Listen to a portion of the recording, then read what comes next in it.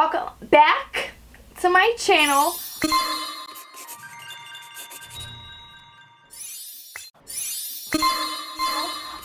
Today's video is going to be something a little bit different. I went online. I just always watch these type of videos. I always watch murder mystery videos. I always want to see how they're done. I always just want to know everything about them, and I freaking love them. I can't tell you guys how much I love them. So I just decided, why don't I come on here and make my own murder mystery videos? So that is what today's video is going to be, and I'm so freaking excited because I've been always obsessed with this case. It's the case of JONBENET RAMSEY. So let's just get started. Let's just jump into the video. So JONBENET RAMSEY was a 6-year-old little girl from Boulder, Colorado. She was a pageant queen.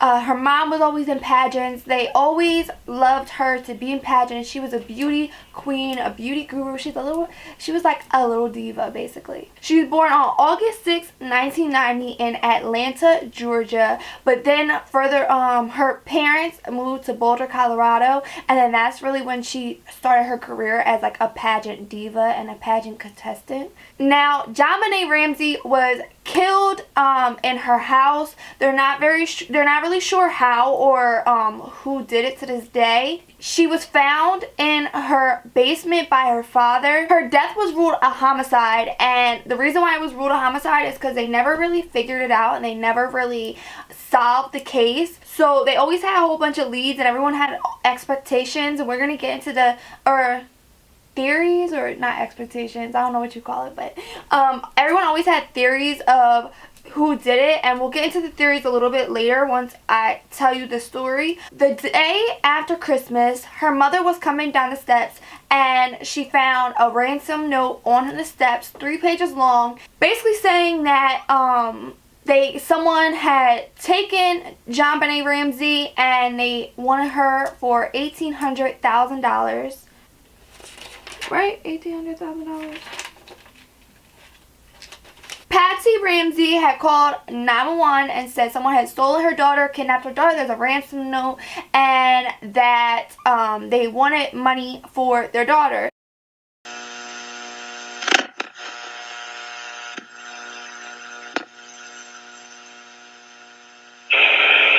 911 emergency. Police. What's going on? 515th Street. What's going on there, ma'am? We have a kidnapping. Hurry, please. Explain to me what's going on, okay? There's a note left in our daughter's gone. A note was left in your daughter's gone? How old is your daughter? 6 years old. She's gone. 6 years old. How long ago was this? I don't know. I just found the note. And my daughter's gone. Does it say who took her? What? Does it say who took her? I don't know. There's a ransom note here. It's a ransom note? It says FBTC. Victory. Please. Okay, what's your name? Are you Patsy Ramsey? I'm the mother. Oh my God. Please. Okay, I'm sending an officer over, okay? Please. Do you know how long she's been gone? No, I don't. Please, we just got out. Is she right here? Oh my God, please. Okay, girl. Is somebody? I am, honey. Please. Take a deep breath. Please, okay? Hurry. Patsy.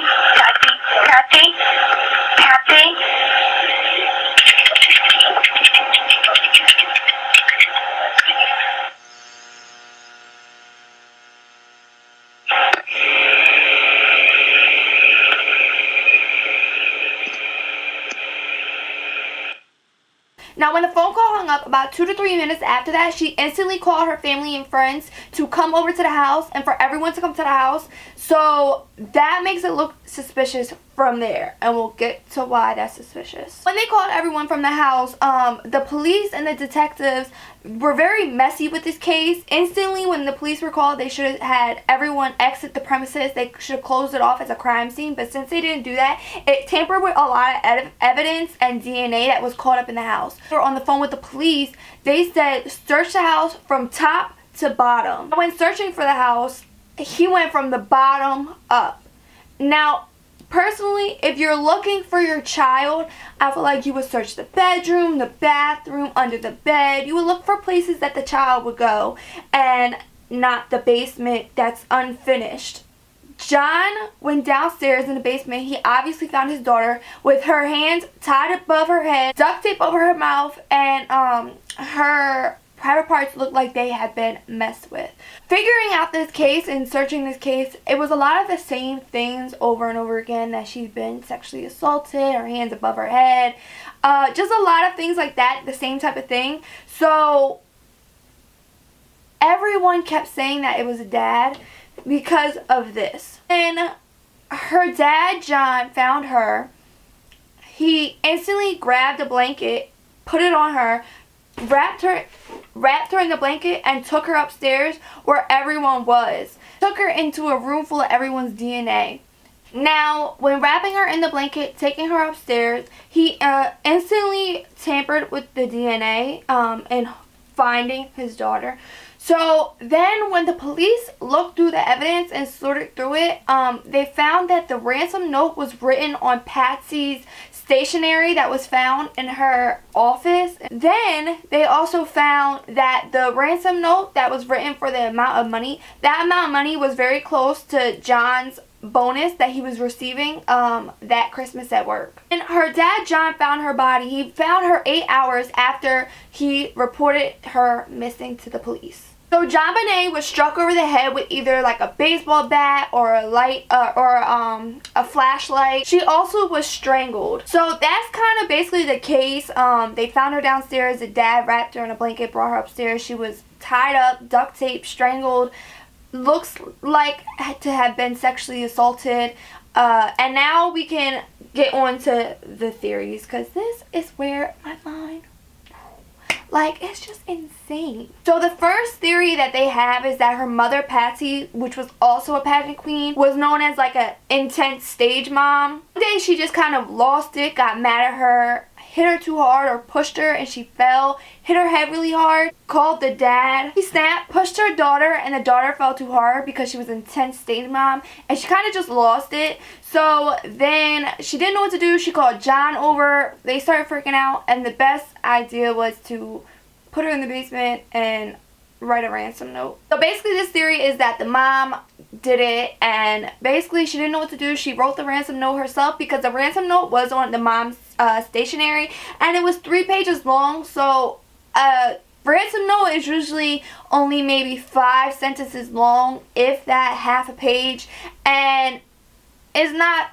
3 pages long. Who has time to write a 3-page letter ransom note? If you're writing a ransom note, you want to write it, get in, get out. And with this, they knew they had time, so they think that the reason it's on the stationery is because Patsy wrote it. Now, when the scientists took the ransom note, they tested it, and it came back that some of the words on the ransom note was some John and some Patsy. This led investigators to believe that some of it was Patsy's fault, and for a long time they really did think that Patsy did it. When finding this information out, they realized that JonBenet had undigested pineapple in her stomach, and Burke, which is the son, which is JonBenet's brother, and they both liked pineapple with milk in a bowl for breakfast, and they realized that within an hour of eating this pineapple in the bowl with like the milk, that's when she got killed and murdered. When the police asked Patsy about this bowl with the pineapple, she said she didn't know what happened, and she said she didn't know anything because she was asleep,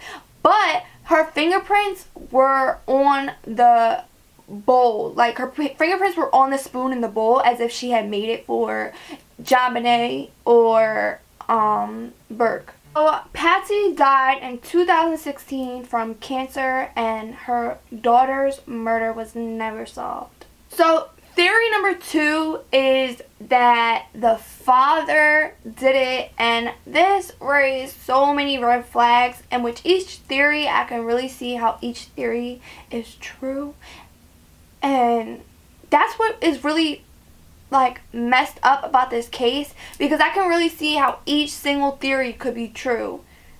It's like, this theory number 2 is that the dad was sexually assaulting her, hence why when she was found, her vagina seemed to be had messed with. The reason why they think that the dad did it, like I said, was because they thought that the she'd been sexually assaulted, basically. Like, when they found her, her vagina was messed with, and then they just thought that basically one night it got out of hand, and he was sexually assaulting her. She hit her head. He didn't know what to do. He called the mom in, like, the same type of thing. Like, he didn't know what to do, so he called the mom in, and basically their idea was to put her in the basement, strangle her, so it looked like there had been something, like somebody had tried to mess with her, put duct tape over her mouth, do the whole nine like I explained,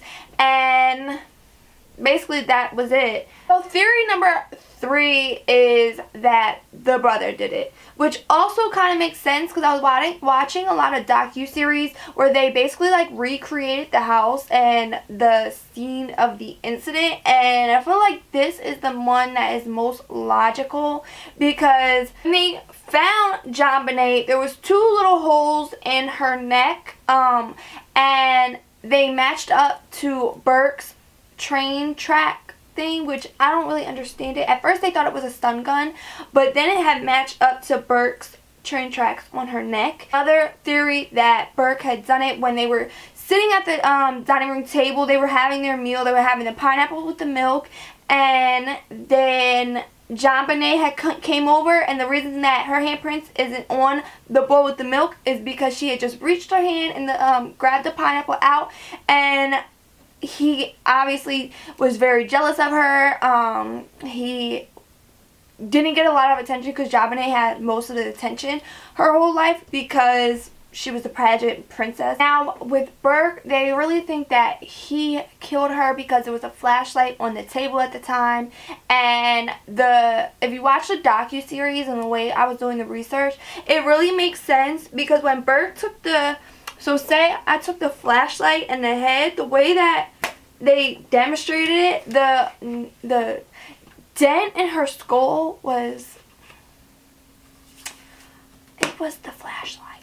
Basically then they feel like they didn't want their son to obviously go to jail, so they feel like they covered it up, and yeah. And then what makes it even weirder is when they were doing interviews with the young child, Burke, he was 10 years old. When they were doing interviews with him, he was being weird, going around the questions. If I can get the clips, I'll insert the clips. Can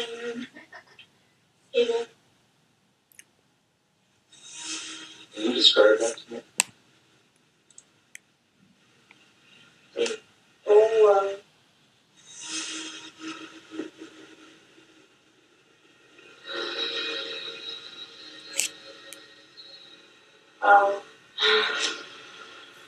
Something. Right. It's like glass with a tea bag.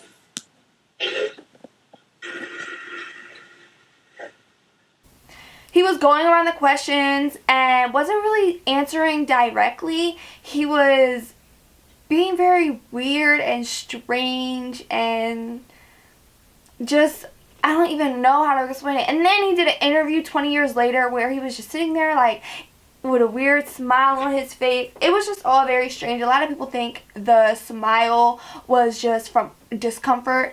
The murder of 6-year-old JonBenet Ramsey captivated the nation and put her family under the microscope, with many speculating that her father, mother, brother, or all 3 were involved in her killing.